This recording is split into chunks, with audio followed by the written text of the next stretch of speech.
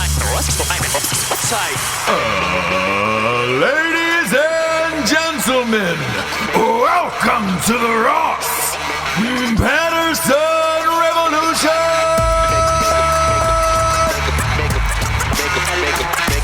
Brought to you by BlackRifleCoffee.com. Welcome to Ross Patterson Revolution. Whew, we got one of my favorite people on tonight. We got Mr. Derrick Weida on. If you don't know who Derrick Weida is, I highly suggest you looking him up. Not only was he a military badass, but he's a fitness guru and one of the funniest people I know on this planet. His Instagram and his Facebook is consistently hilarious all day long, and he's an inspiration for a lot of people. Whenever I get a chance to talk to him, be it on Drinking Bros or on Ross Patterson Revolution, I jump at the chance, and he had a free moment. So I grabbed it. I grabbed him for an hour and got to sit down with him and just get weird with him. I did a one-on-one with him on Drinking Bros that was very serious and about his life and his career and everything. And on this one, I was just like, hey, man, I'm just going to call you to see what's going on. I'm just going to spend a late night with Derrick Weida and see how your life's doing. Sometimes you just want to call your friends. He's one of those people, too, that because we have,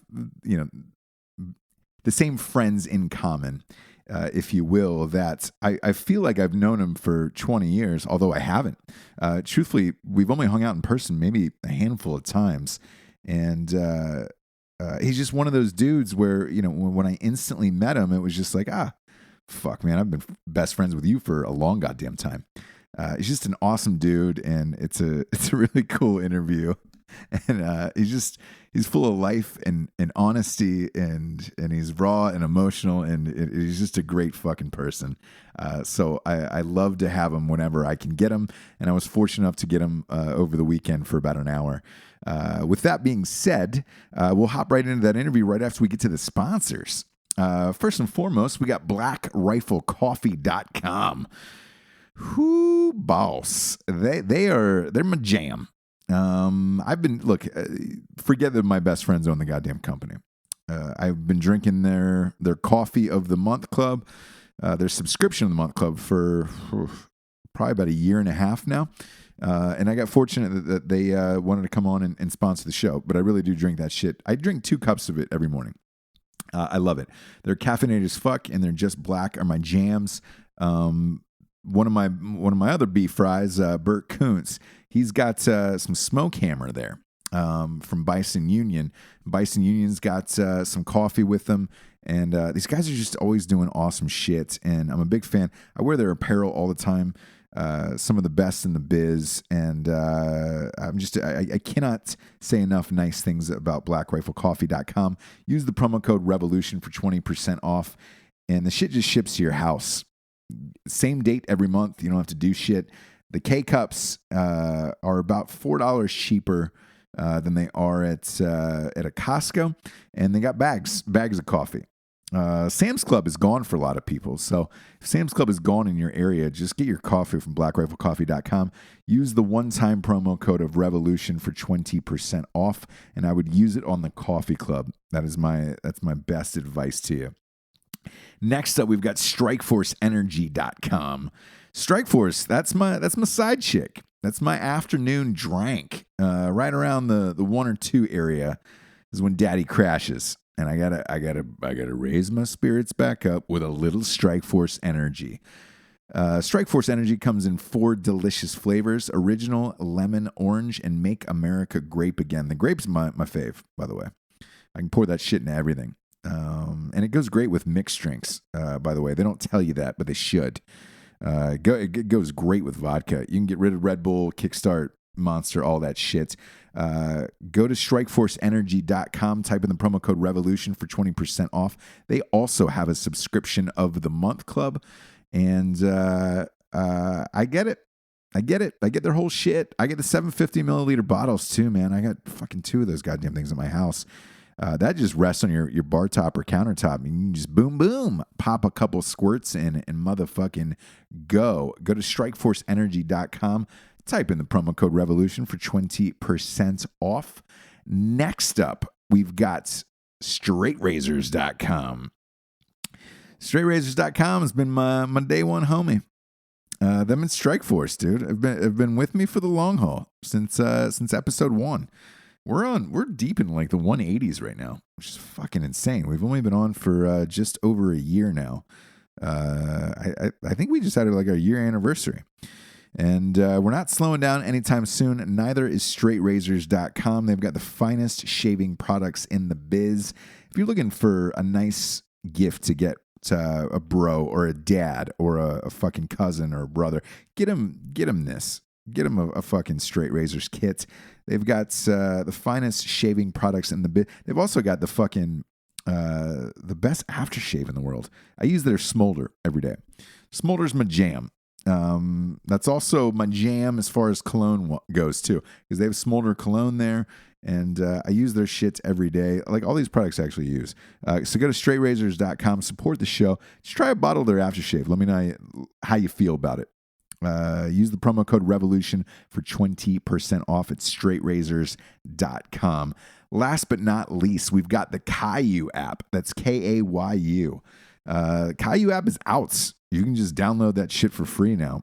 iPhone, Android, burner phone. I don't know if you're selling drugs. I don't know what you're doing with your goddamn phone, but you can download the Caillou app, and it's kind of a cross between traveling, vacations, fucking hookups, everything. It's look, with the death of Facebook, everybody's looking out for new social media apps, and this is one to do it. Try it. Look, it's free. Tell me if you like it. Fucking download the app and find people who are like you in your area who want to either fucking hang out, go split the cost on vacations, go to a fucking gun range, do whatever you want. But fucking the rain on it. You can do whatever you want on Caillou. And I've already gotten somebody who hit me up on Ross Patterson Revolution podcast Instagram and just said, dude, I've been banging this girl from Fort Bragg, and it's been amazing. I met her on Caillou, and you're welcome to do anything, any or all of that. I've had a few drinks tonight, so we should buckle up tonight, kids. Go to Caillou app, download it, and tell me what you think about it. It's a brand new app out there for social media extravaganzas. Without further ado, here is my conversation with the lovely and talented Derrick Weida.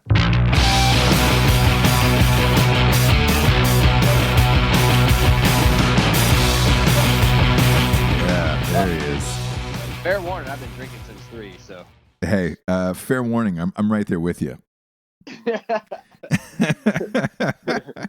That's what I do now. I don't work out so much as I drink alcohol in the day. So yeah, look, I mean, I'm on, I don't know, glass 3 of whatever this is, of this magic fuck shack we call vodka. Dude, I can't drink vodka anymore. Really? Yeah, man. You have a drink when you were in high school that you drank so much, you just had too many bad experiences. It's like me and vodka and Bacardi. Yeah, I would say mine would be SoCo. SoCo, like Southern Comfort for me was that's the fucking death knell where I just couldn't take it anymore. I don't like the smell of it. I can't jack off with it anymore.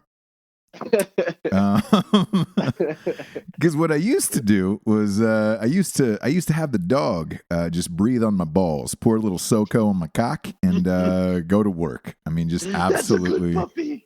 Here, boy. That's a good boy. I would take my grandfather's old helmet that he used to wear in the steel mills, and that's not even a thing, but. The steel factories, and I would wear that, and I would just go to work. A double hand, intertwined finger, 2-hand basket weave.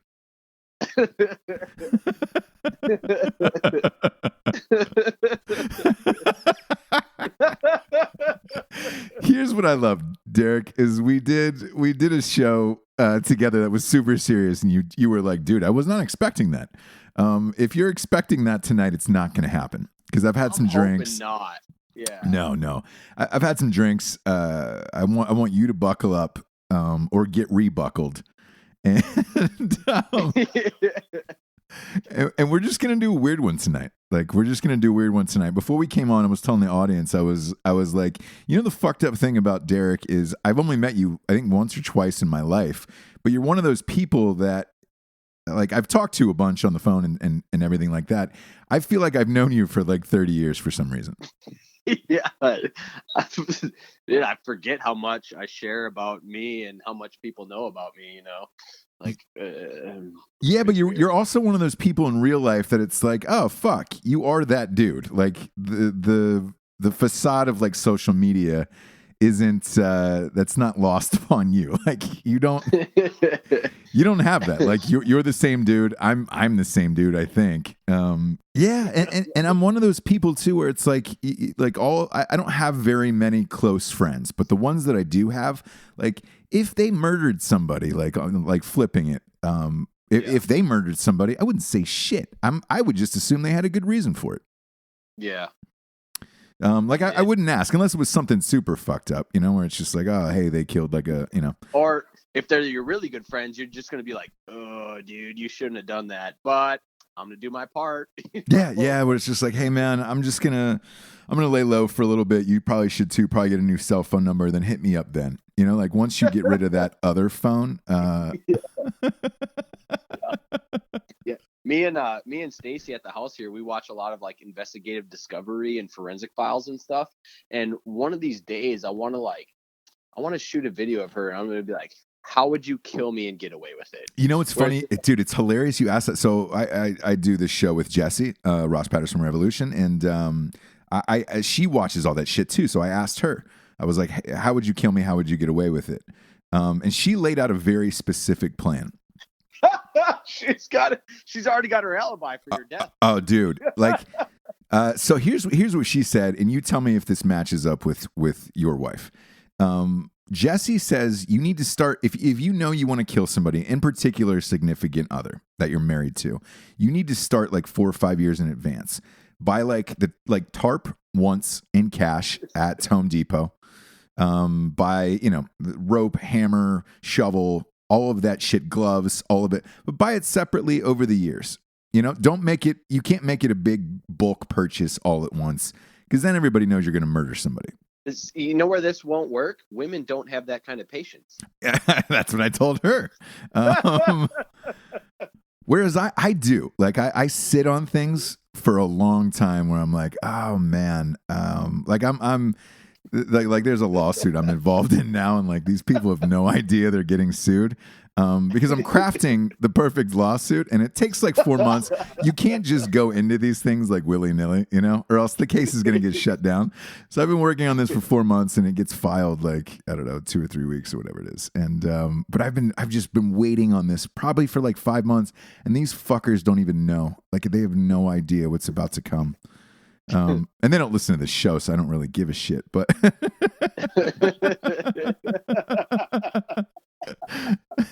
but it's like it's a long process, and you're like, all right, cool. Like, you have to realize in a murder, or like to fuck somebody up like long term, you've got to realize that patience is the name of the game. And yeah, I told Jesse I don't think she has the patience for it.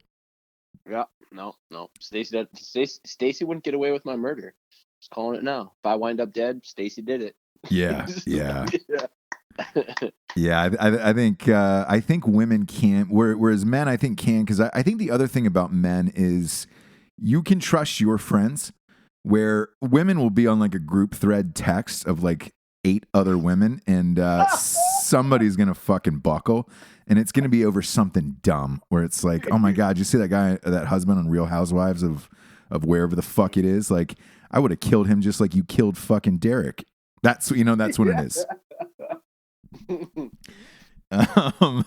That's sexist, dude. It's 2018. You can't say that. You can't compare men and women anymore. You can't do anything these days, dude. I'm here to inform you. So yeah, you can't do anything these days. Are you throwing a beaver dip in, dude? Yeah, well, that's what I do. Like, remember our last podcast where I was just hitting the whole time? So you ask me a question, it's just a long pause. It's like, The reason I ask is my new book comes out this summer, and I just for you, I put in that this prostitute throws in a beaver dip after sucking this dude's dick, and then I put like a footnote at the bottom of the page explaining to the audience what a beaver dip is. And I want you to know when this book comes out. I think it comes out either late July or early August. When you see that or hear that phrase, that's from that night of like, I never laughed so hard after that fucking beaver dip. It's such a specific person who does that. You know what? Like, I've never read any of your books or seen any of your movies, and it's only because I'm lazy, you know? Sure. And I feel like, dude, I love you, man. And I think you're one of two of my favorite people to follow on social media, because you're just always funny. And like, I feel like I owe it to myself to finally like read your books and watch your movies. All right. So if you haven't seen anything and you just follow my social media, I'll give you the movie to start with. And it's not Range 15. It's not what you're thinking. Go find a movie called Pool Boy Drowning Out the Fury you can rent it on like Amazon or iTunes for like, $3 or whatever the fuck it is now. It came out maybe 6 years ago now.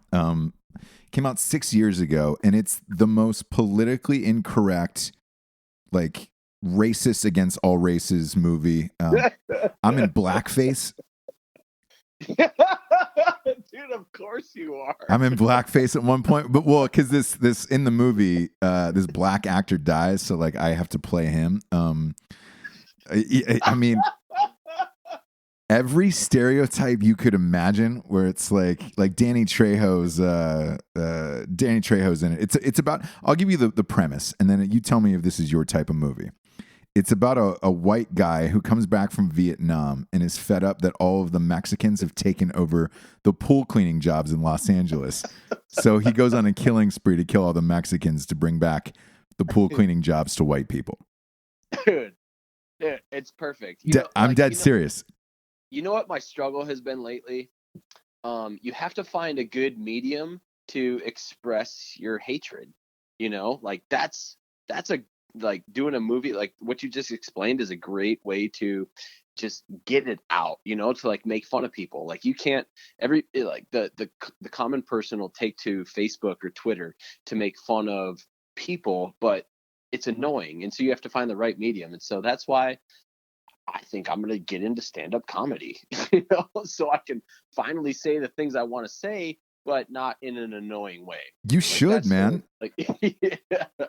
It's like you only have two options, or maybe a couple options, like do a movie, do stand-up comedy, or write a book or something like that, Well, here's the difference. Like with a movie, you still have to get people on board, and there was enough people that were offended by that movie, just the script, that they wouldn't do it. They wouldn't do. I'm dead serious. They wouldn't do it, and like you play every character yourself, like fuck you guys, I don't care. That's kind of what it came down to. So like when you see the movie, I think I play like 8 or 9 different characters, and I'm not kidding. And like if you can count how many times I'm in the movie, it's really, really fucking funny. And that's all part of it. Like that's all part of how fucked up the movie is. But like, yeah, there's an 8-year-old kid doing cocaine in one scene. Or I'm sorry, he's like 12, I think. But that's all part of it. Where it's like, all right, cool. With the movie aspect, you still need other people to get on board with your idea. With stand up and books, you don't, because you have you can just walk in and do stand up or write a book. Like this new book that's coming out, they were super against this. There was a chapter where the character I play has sex with Harriet Tubman. It's just above or underground. Yeah, exactly. Above ground. And so not only did I lead off with that chapter in this book, because that was supposed to be in the last book, it's me and Harriet Tubman on the cover. And I'm sure there's going to be a meltdown about it, but I don't care. Like, I'm tired of like non-PC shit. And to your point, like I've thought about getting back into stand-up just because that really is almost the only outlet you have left these days. Dude, you pulled the Vegas joke in Las Vegas, and I thought that was I was in the military. That might have been the bravest thing I've ever seen. I was standing there like, oh, I was Instagramming it like #hero, you know, because that's what comedy is, you know. It's just like poking you where it hurts. Like, oh shit, that wound's festering, huh? Probably shouldn't stick my fucking fingers in it, but you do. So yeah, it's funny, man. Cause like Evan, before I got on stage, Evan was like, "Hey, man, what are you gonna do to like, you know, for the warm up or whatever?" And I was like, "Yeah, I'll probably lead off with a Stephen Paddock joke." And he was like, "Oh, very funny, man." And I was like, "No, I'm." And then literally, I'm on stage like 2 seconds later.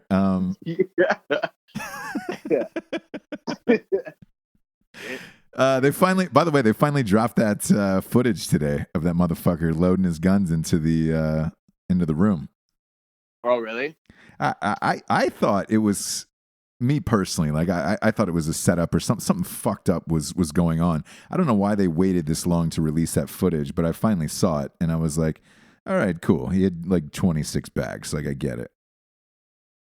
Yeah, dude, it's people try to explain irrational acts with rationale.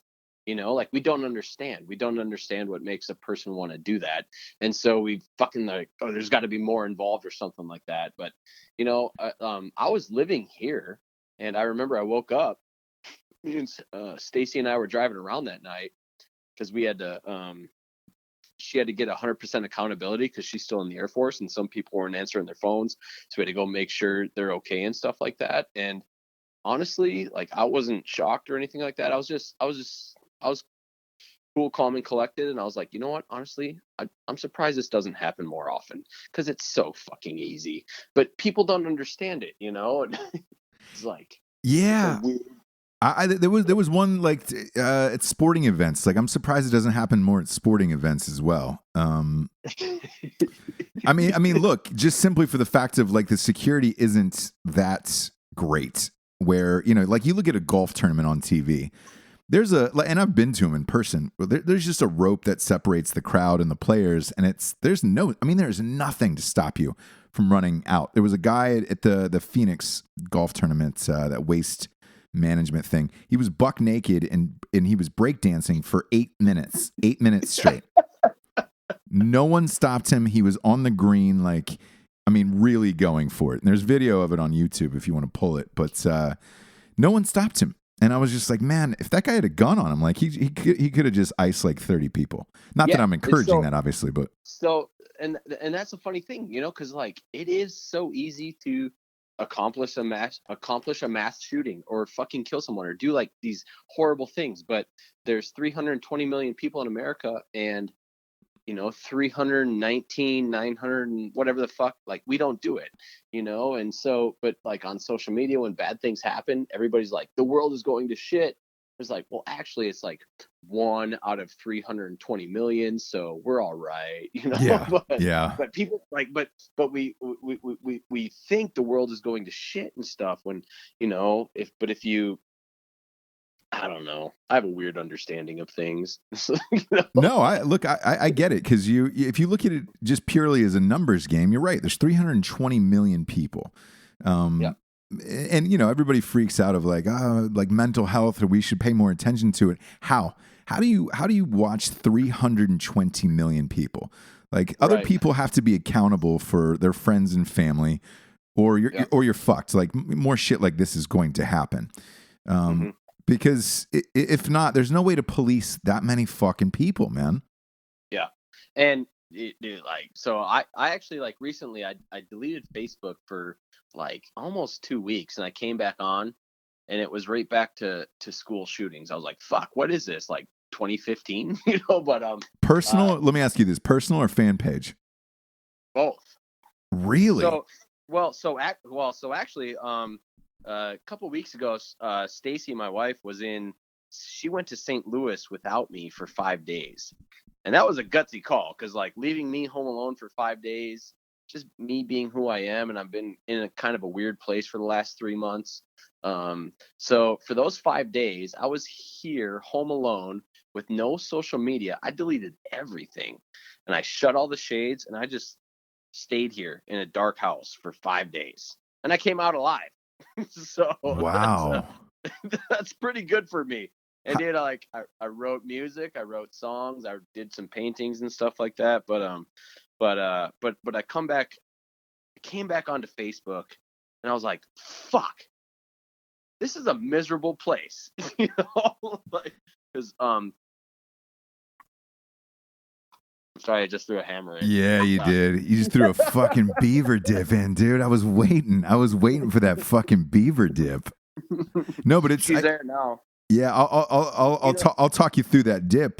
2 shows ago, the episode was titled "Would You Delete Your Facebook?"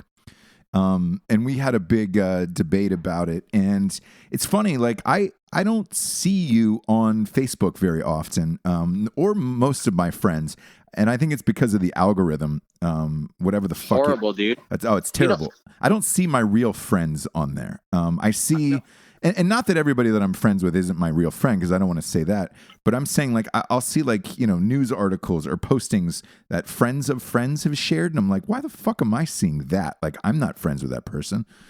Yeah. But I do follow you on Instagram, and you're still in my Instagram algorithm somehow. So I get to see all your shit. Somehow, I don't want you to be there, but you're fucking there. So. No. I'm amped you there. You're one of my favorite people on social media. You're endlessly entertaining to me. So like, so it's great. So I haven't noticed that you weren't on Facebook, but I also know that you have like a gajillion followers on Facebook, right? Yeah, like I have 750,000 followers on Facebook. Shit. And you just shut that down. Did Facebook like contact you and say, "Hey, are you okay, bro?" Or no, well, like I'm still not verified on any platform. Nobody gives a shit about me. So you're kidding. No, dude, nobody gives a shit about me. I don't know what you got to do to be important in their world, but like.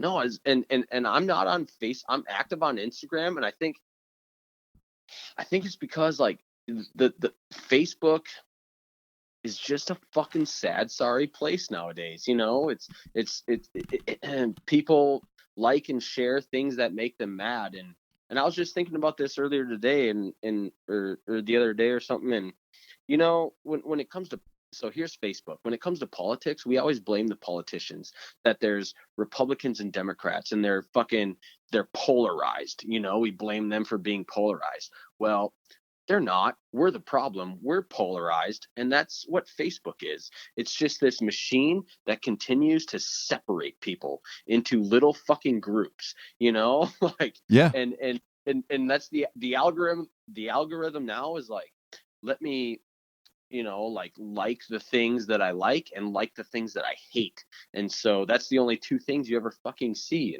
And so actually, so when I got back on Facebook, I got on my personal account because I was like, fuck, these are like, you know, some of these people are my family and friends. You know? Yeah. And I live in Las Vegas with just my wife, and I don't keep in contact with my family and friends, and they don't know what's going on in my life. And I want to use my Facebook to just share things with them, you know. But even on my personal account, I have like 47,000 followers or something like that. Shit. Yeah, I don't know, man. Like, and it's my fault because, you know, in 2015 or 16, I was like, all right, I want to be internet famous, and then I got pseudo internet famous, and then I met my wife now, and I was like, oh, that's not good living. and I realized I didn't want to be famous or known or something like that, you know? Yeah, internet famous is fun when you're single, where it's just like, oh shit, dude. Like, man, I can get my dick sucked by 32 different people, and like it's like Baskin Robbins up in this motherfucker. It's like, I don't need Tinder. Have you seen my Instagram following? You know? Yeah, exactly. Yeah. But it's one of those things where, like, and I made the same point to Jesse, where you're right. You have friends and family on there, and like I enjoy seeing their kids what they're doing throughout the day, all that shit. It's so buried down my algorithm that I don't see them anymore. Mm-hmm. And I fear if I delete it, because I said I probably couldn't delete it. I could delete it, because I don't need it anymore. Business wise, I don't think I could delete it. But what I would miss most about it is seeing, family and friends that I don't get to talk to as much. Kind of at least seeing a part of their daily life, or again, even though my algorithm is dead for them for some reason, I can at least type in their name and be like, all right, rad, here's how that person's doing today, and I can see their life and all of that shit, and at least what they've done, and then scroll through it like a fucking serial killer, for like the last 12 months. Yeah, man. Fuck, man, I feel like a slave to my social media right now, because like on the one hand, it like, not Instagram so much. Like, I like Instagram because I don't think it's like, because you know why Instagram is better than Facebook? Because people can't share things, Yeah, they can't share, and they can't post articles. So like, I don't have to read their stupid fucking shit. It's the angry people on Facebook. They're like, share.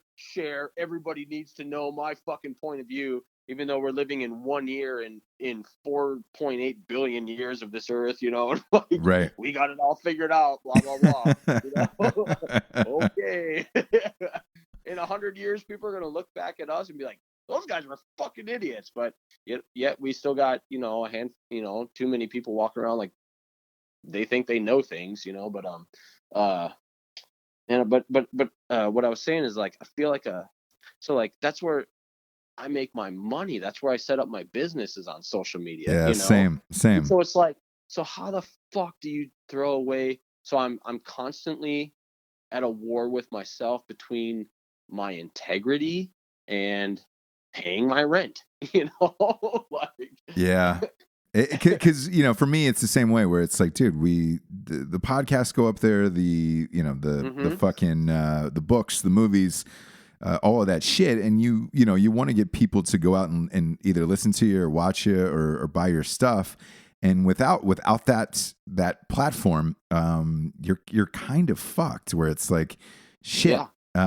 What do we? Because you could hire an old school publicist. Like, I had this conversation with a big actor friend of mine who was debating about whether or not to get a publicist, and I was like, man, I don't know necessarily that you need it anymore, because who's going out and buying that magazine off the shelf versus reading that article online? Like, I haven't bought a magazine in, I don't know, like the last long flight I had, where I was like, oh, sweet, I'm out of fucking I'm out of Xanax, like, what do I do now?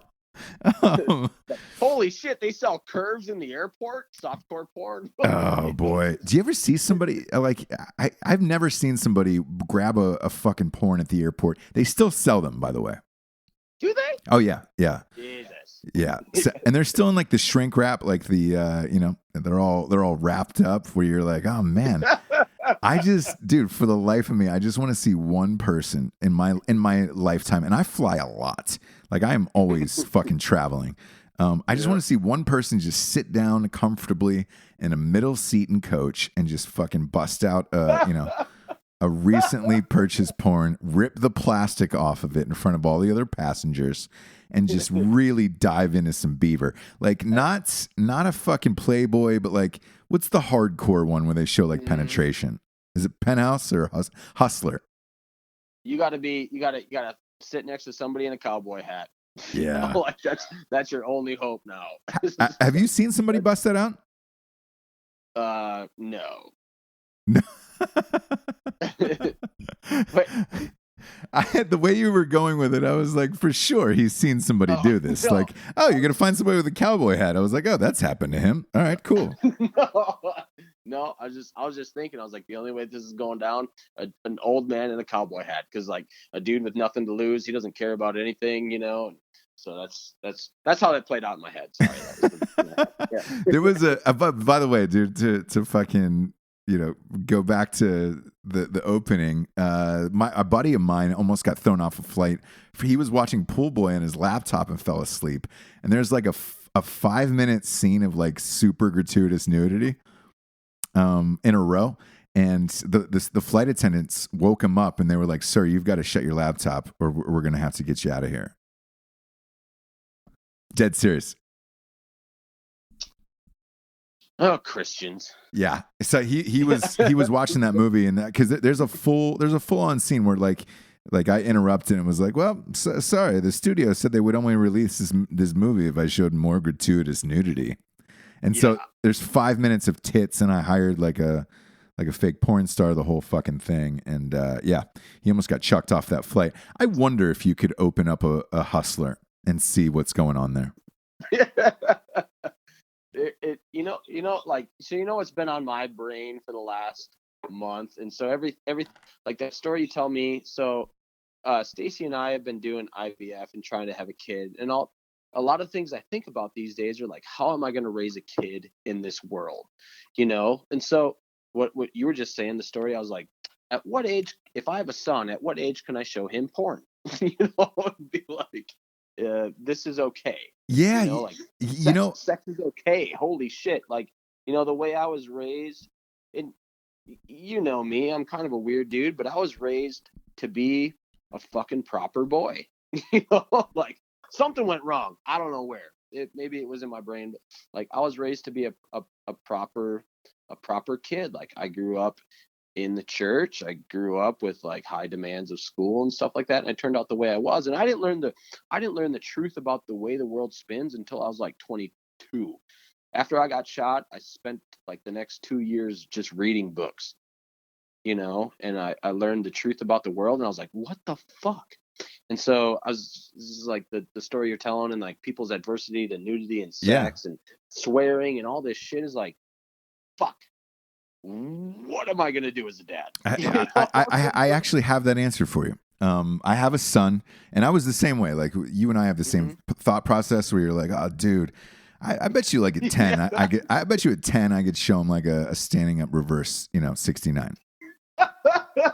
And he'd be cool with it, and like he'd understand it, I'd understand it. We'd have a nice laugh, and then go get some boiled peanuts, off the side of the road, and maybe skip some stones across a pond.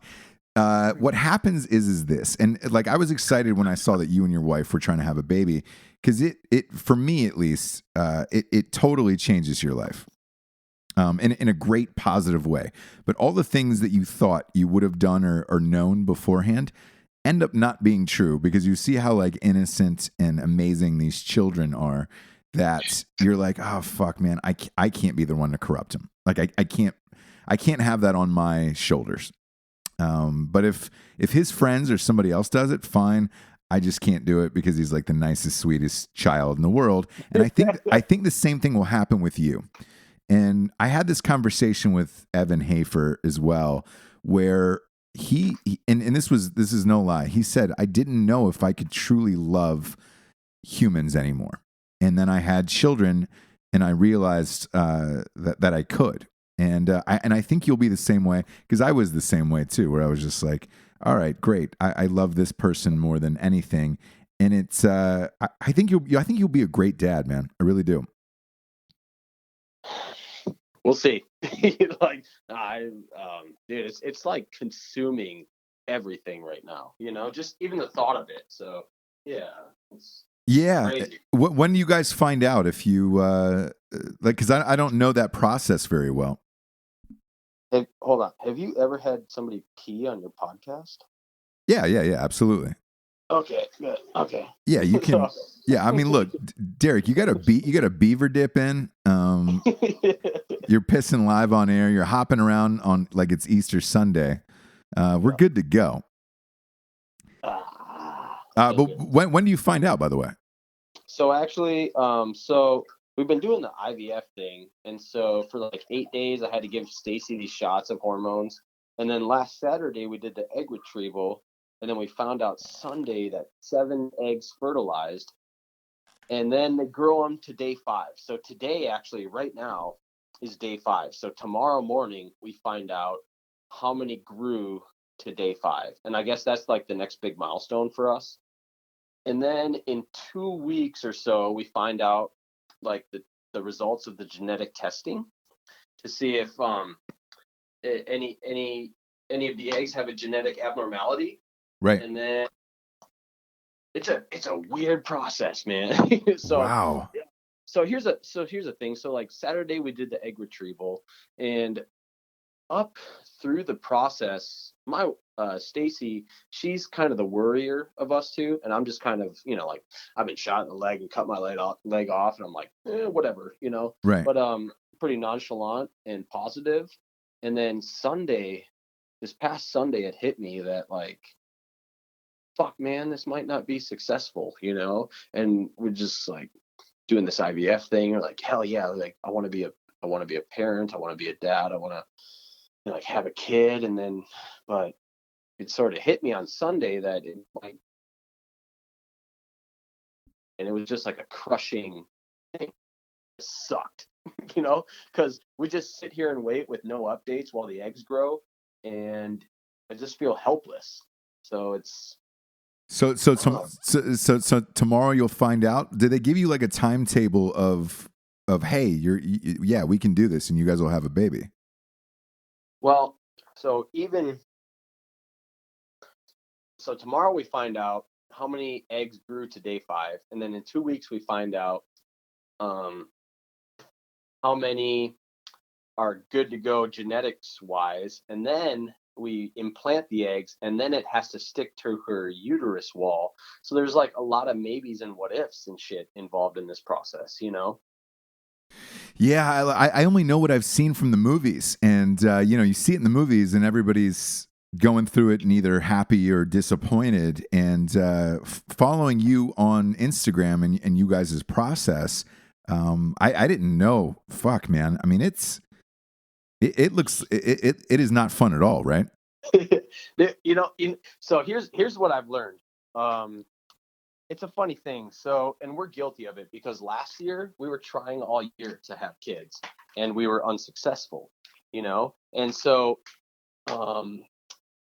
I've learned that like infertility is the one thing nobody talks about. And like, me, you see my social media, I talk about fucking everything. Oh yeah. I didn't talk about it once last year. Even I was guilty of it. And like, there was a lot of times where I wanted to say things, but I didn't, because I didn't know if Stacy wanted me to say things. It's really, it's like nobody's talking about it. And then we talk about it. We bring it up. We're like, hey guys, we're doing IVF. And then people come out of the woodwork, and they're like, oh yeah, fuck us too, and things like that, and yeah, it is really common, but it's one of those things where it still feels kind of taboo to talk about it. And I think you guys sharing it on social media was awesome, because I'm sure there's a million people who can relate in your situation. That's what we've learned, Yeah. It's like, shit, we didn't even know. We were just like talking, and now I actually feel bad for not talking last year, but yeah, and only recently have I learned like how common infertility is, how common miscarriages are. Dude, it seems like fucking everybody I know now has had a miscarriage once or something like that, and so last year, every month that went by and we weren't pregnant was pretty devastating to Stacy, and as time went on, it was devastating to me as well. And the thing is all you ever hear about is when people are pregnant. You don't hear about when people aren't pregnant. And so when you're trying to have a kid and you're not getting pregnant, you just feel like you're on your own. And you look around and everybody's having babies and shit like that. And it's just this horrible fucking experience. Like, it's been a trip, man. I bet, man, because it's Jesse and I are trying to have another child, and there's a bunch of apps and everything of like, I don't know if you guys did that as well, where it's like, you'll be fertile for these 4.5 days, and it starts at 11 p.m. and she comes in the room and she's like, hey, I'm ovulating, and you're like, fuck, I just had like 19 tacos, and Man, tonight was my wheelchair porn night, and I just, man, I've already came twice. I did not know this was going to interfere.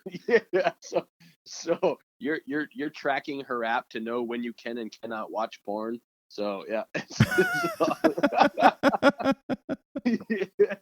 Once that 4 days is up, you're like, oh my, it's freedom. You're letting go a little blankie out of your hand, like the guillotine's coming down. Dude, like, oh god damn it, I gotta have sex with my wife. Yeah, man, shit. I gotta. You mean I gotta give up X videos, son of a bitch? Yeah. So it's just been a different thing, man. It's been a new kind of fucking pain and anxiety in my life, as if I fucking need more. Yeah, exactly. Exactly. But we stay hopeful, and I know that some way or another, like, we're gonna have a kid, and all this, everything that we've felt for the last year and a half, we'll forget that day, like, Right. yeah. Yes. As soon as you find out, it'll be amazing. Have you guys talked about whether or not a boy or a girl?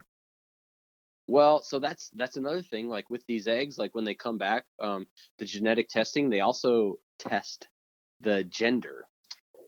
So we can pick, like, if we have, like, say we have like 4 eggs, a CRISPR baby. Boys, yeah, 2 are boys and 2 are girls. So initially we were so when we do when we implant the eggs, we're gonna go for 2 right off the bat if we have them.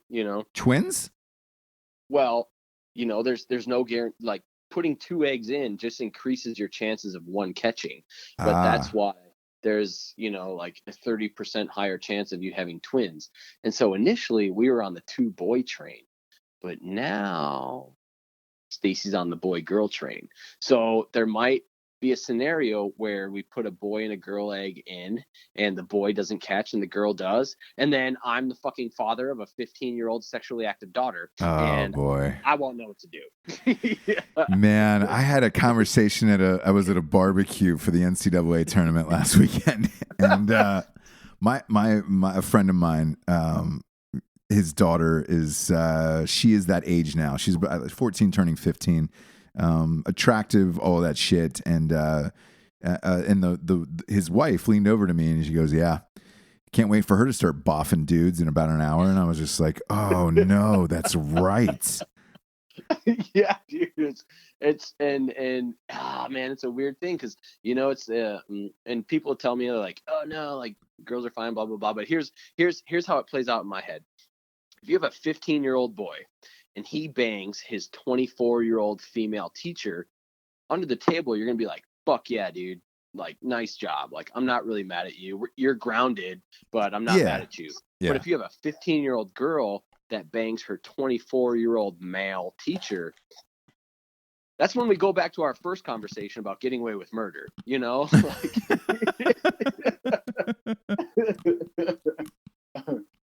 Yeah, I mean, it's such a fucked up thing, and like having another child, because our first one's a boy, and we're again we're trying to have another one, and friends of mine are asking, they're like, "Oh, do you want a girl this time? Wouldn't that be nice?" And I was like, "No, I don't think it would." No, gonna go ahead and take a flyer on that if I can, and just never wonder or think about that again the rest of my life.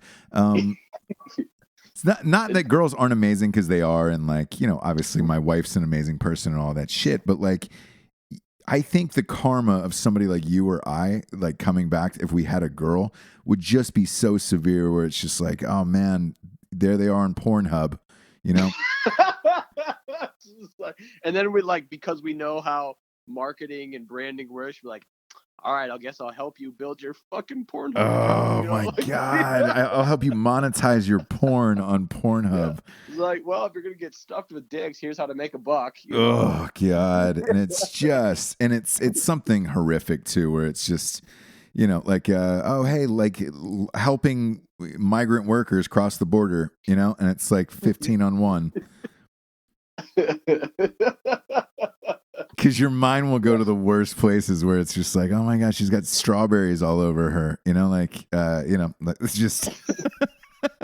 Yeah, it's I think about this every day now. It's like, shit, if I do end up having a daughter, like, I owe her an apology for everything I said before she was conceived.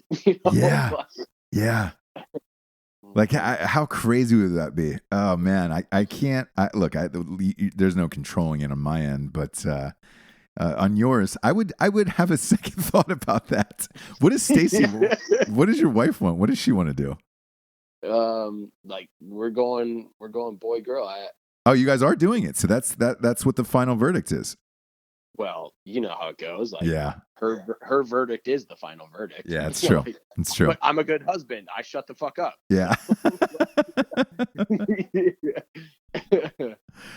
Yeah, man, that's gonna be wild. Well, I'm interested to watch this whole process play out, and I hope you keep making videos about it because, again, like there's a lot of people who are going through this, and I think you could help a lot of people. And you know what, man? Like I feel that like in my soul. Like I've always, I don't know, in things I've done on the internet, it's always kind of been drawn to making people feel good. And I didn't even know that this was such a common thing, like infertility. And then now we learn so much, and it's like, fuck. I want to make people who feel like I always want to make people who feel like shit feel good, you know? And so yeah, like I want us to talk about it more and kind of share our story of last year because we didn't say it, just to make people who feel like shit feel good, because feeling like shit sucks. So yeah, it sucks. And like, you know, as much as I joke about how fucked up these movies are that I make, like the end goal is to make people laugh at the end of the day and forget about whatever, you know, hardships or fucked up things they're going throughout the day. And it's like, all right, great. For 90 minutes, if I can take that away. Dude, and just make you laugh. I think about that a lot, like with the way my Instagram has gone over the years. Like I started social media to make a buck, and then, but as time went on, like now I absolutely feel like I just want to make people smile and laugh. And you know, like if I can make somebody laugh, that means more to me than making $1 or something like that. It's something I think about a lot lately because business isn't like, I think people think with where I'm at in the world, they think I'm like a millionaire and I don't have financial problems and stuff like that. But we're not rich people because I choose it to, instead of getting rich, just to make people fucking laugh. You know? Yeah, let me ask you, why is that? I've never asked you that before, because like everybody else who is big on social media usually finds like, you know, a t-shirt company or some way to monetize it. You don't really push shit, is what I noticed. You just make cool shit, but you're never pushing anything. Whereas like, I'll jam my book down somebody's face like 1,000,000 times, just because I want them to laugh, like laugh, you know. But you don't really do that. It's an internal battle thing, man. Like I have a really bad relationship with money. First off, I'll say that like I think money. I have an unhealthy relationship with money, you know, like I fucking hate it. But also like it's an internal battle because I'm smart and I know how to manipulate people, and I could be famous and rich tomorrow if I want to, but it would make me feel bad about myself. I would hate myself because I was lying to people. So like people in my position, I've kind of deduced it to this. Like if you want to be making money on social media, all you got to do is manipulate people you don't like into buying things they don't need, you know, like and it's really fucking easy to do, you know, like manipulating people you don't like into buying things they don't need. And I just don't want to get to that point.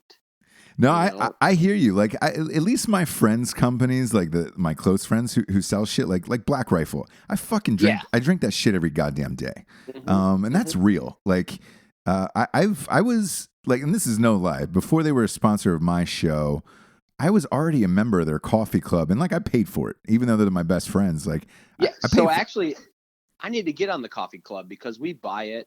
Like, and so like I'm friends with those guys too, but you know, we buy it when we want it, and I need to get on the Black Rifle, the monthly coffee club, because it's easier. Like for me personally, I just hated going to Costco and buying those fucking huge boxes once a month, and the coffee was shitty, and I didn't really care, and I was like, all right, sweet, who am I supporting with Krispy Kreme or whatever the fuck it was? Yeah. Like yeah. for me, coffee is almost coffee. But at this point, like, I love those guys so much that my coffee tastes better because I feel closer to them. Same, yeah, same. It's weird, dude. It's not like you realize you're helping somebody, and it's just like, all right, cool. But I do like their coffee better than the rest of the fucking bullshit I was drinking. But at least with those guys, like I dig their shit. There is friends of mine who were selling shit that I'm just like, yo, what the fuck, bro? Like, yeah. And it's cool watching, and even like I've grown and changed over the years, and it's cool watching them grow and change over the years. Like now those guys are like business people, Oh yeah, like, yeah. They used to be like fucking fuck offs on the internet, which was awesome, but now they're, oh dude, like highly respectable business people. It's so cool to watch your friends succeed. Yes. Like, yeah. And by the way, like as an example, like of people like you follow on the internet who sell like bullshit, like I look at like Logan Paul, right? And I followed him because I was super late to social media, and a publicist was like, hey, here's a couple people you should follow and see why they have a gajillion followers and all that shit. And so I did. And like he has this like apparel brand it's a parrot. It's like Maverick is the name of his parrot, and it's like the apparel looks like shit. The logo looks fucking shitty, and you're just like, all right, cool. That is the perfect example of, yeah, you're selling somebody shitty things that they don't need. Like that's one of them. Whereas, like Black Rifle's rad, like I'm amped about having that coffee every single goddamn day. Yeah, man. And my business has changed over the years too. Like I started my social media selling t-shirts like everybody else, but now everybody's fucking doing it.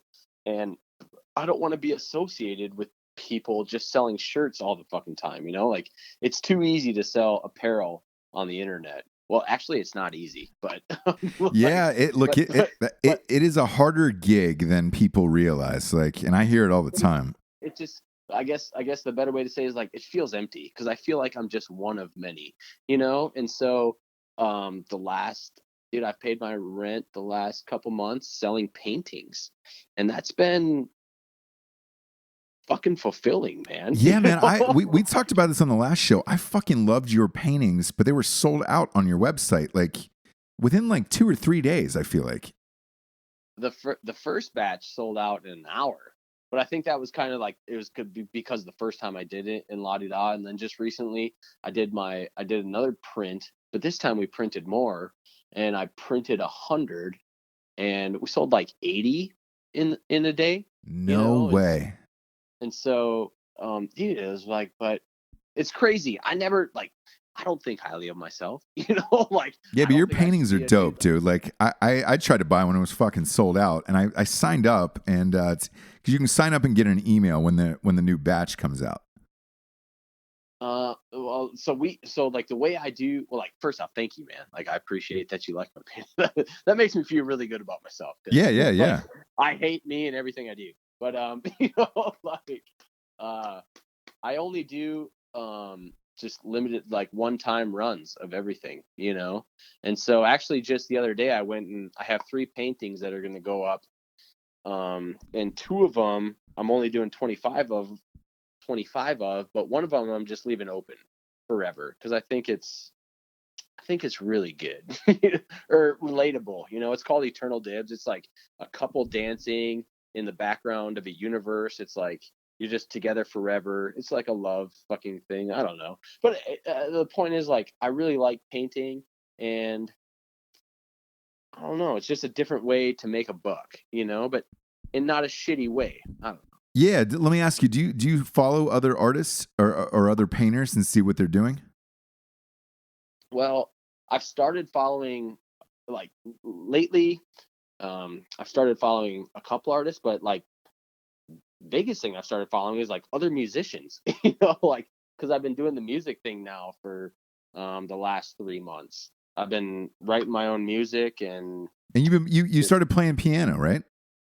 Yeah, I took up the piano at the ripe old age of fucking 31. Perfect. You know how hard it is to learn how to read fucking music? Dude. That's my kryptonite. Like, it might as well be in Braille. I cannot read sheet music, nothing. Like, I can hear something and I'm like, all right, cool. I have no musical skills though to even attempt to start playing piano. You know what the problem is? I learned, man, is like the music, like sheet music, was written by this genius fucking dude. There's this dude like some like before Christ era, and he figured out how big the Earth was way back when, and he was only off by like 300 fucking feet or 300 miles or something like that, because he triangulated where the sun was and 2 cities on the Earth. So this guy is way too smart to be writing fucking music, you know? Yeah. Yeah. So, but I've been learning it anyways, and it's been a lot of fun. It's been a new thing. Are you gonna put some music out on iTunes and stuff like that? Yeah, man. Like, so, I spent, it's like my whole life I've been playing music, and I just never had I'm not a confident person. I never had the confidence to say like I can write my own songs, and then finally in November last year I won my big competition, and I said going into that competition, when I was done, I was going to take time and do music, and I was fucking scared, dude. Like but I finally did it. I shut myself in my house for like 2 months, and I sat down and did nothing but play the guitar, and I ended up writing like 8 songs. Shit. Yeah, because dude. I know you've sold. I know you've been in a band in the past and sold music in the past. I just wondered if like what I meant by you selling music on iTunes, was it going to be like the stuff that you've learned on the piano, or is it guitar based? What can we expect out of you?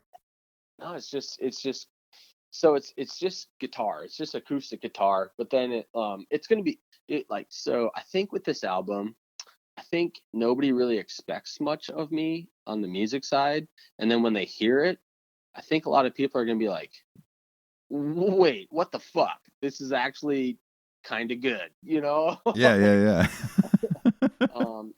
Yeah, like, wait, what the fuck is going on? So it's just a lot of, I don't know, man. I have some joke songs, like some funny songs where I'm just talking shit and making fun of people, but I'm not putting them on this album.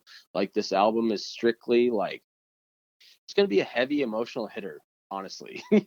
Like there's some like musical pieces, and then songs with lyrics that are, it's just my soul, man.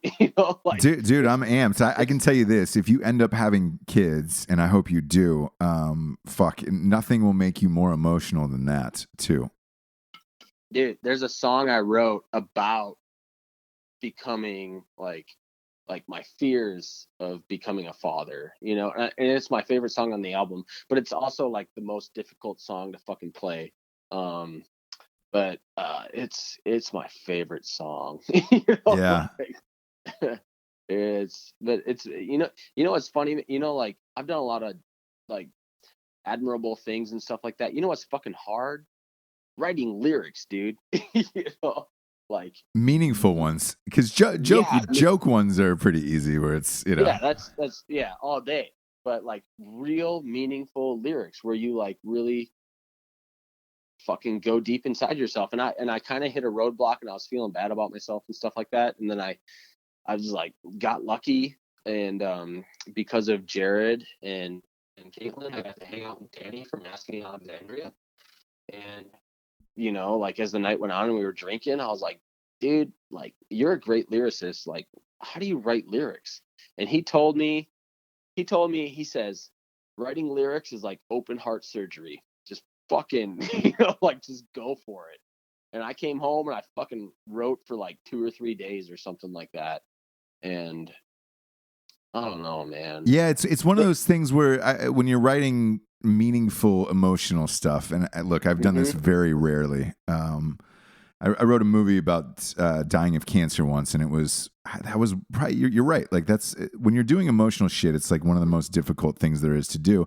And I think it's because you're exposing yourself, and you're finally vulnerable.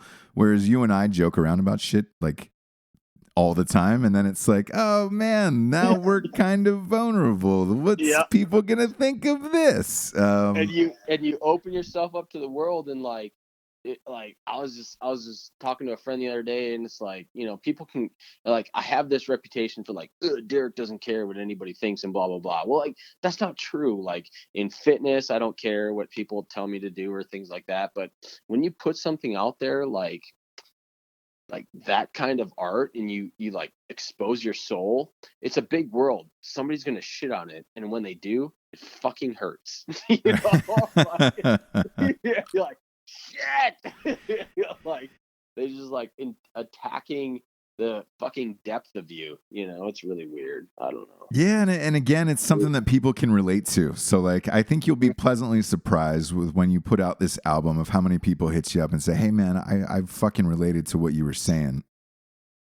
I do. Yeah, well, we'll find out, and I hope, dude. Like, honestly, I hope it goes good for me, because like, one of the coolest things about the last couple months for me is getting into music. I don't want to say it's brought me closer to my wife, but it's brought us close in a different way. Like, it's been really cool. Like, I'll play the piano and she'll sing a song, or I'll sit there and write a song and she'll sit nearby and kind of critique me and tell me what to do and things like that. And it's just, I don't know, it's been really good for me and us. It's been cool. That's but awesome. It's not as sexy as me fucking just lifting weights to heavy metal music, so you got to think about the business end. Like, fuck. You still got to slang them weights, son. You still got to slang them weights. Well, listen, man, I love you to death. I appreciate you coming on tonight. I know you got to get to the airport. Who are you picking up tonight in Vegas? Actually, so one of Stacy's coworkers is coming home from a deployment, and so it's customary for them to greet them at the airport, and so I'm going along with. Oh, that's cool. Yeah. That's awesome, man. Look at you guys, still doing good. Still doing good. I know. I forget sometimes. I'm like, oh fuck, like, we're not terrible people. Yeah. All right. Because I sit here with my thoughts all day, and I'm just like, ugh, I'm bad. Yeah, you look at like a pile of mud, and you're wondering how far you could stuff it up someone's ass and watch them re-shit it out, Or you're just like, oh god. But once in a while, we do something nice. Yeah. Once in a while, there's one good deed that makes you not a fucking horrible person. I'm with you. I do that too, where I'll give like a 12-pack of Bud Light to a homeless person, and then feel great about myself for an hour. I'm like, man, I fucking did it today. I changed their life. I did. Yeah. Then, like, tonight is going to be my one good deed of 2018, and I'm going to take the rest of the year off. Yep. Just going to go ahead and kick them feet up, dude. Going to pull the recliner back a little bit. And well, you have an awesome night. Tell Stacy I said hello, and dude, appreciate you being on, buddy. Yeah, will do, man. I love you, man. It's always good to talk to you. Like, you're a cool dude. I like you a lot. Same here, Thank man. you. Same here. Thanks, dude. You're fucking hilarious. Cheers, brother. Bye, buddy.